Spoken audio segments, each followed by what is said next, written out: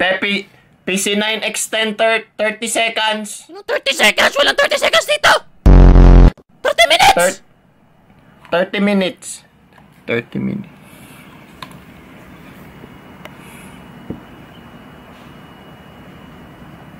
Uy, par, di ba jowa mo yan si Si Annalyn, di ba yan? Hiwalay na kami, par. Ha? Hiwalay na kami. At hiwalay na kayo ni Annalyn, par? Bakit tingnan mo, ang ganda-ganda niya ngayon, Kaya pala blooming na siya. Ganyan talaga ang buhay, par. Ang para sa atin ay para talaga sa atin, pero baka hindi talaga si Annalyn.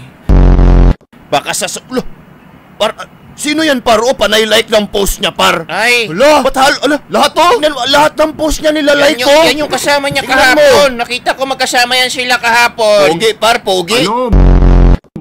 Boy, best friend niya to. Patay. Nakilala ko to. Tropa niya to. Parang bakla to eh. Okay ba?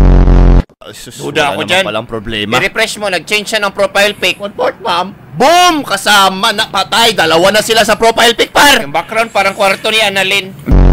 Di, matagal na kasi silang, magkaibigan. Bata pala, magkaibigan na sila. Bata pa pala sila magkaibigan. I-refresh mo, tingnan mo yung status. Sinong huling gumamit dito sa CR?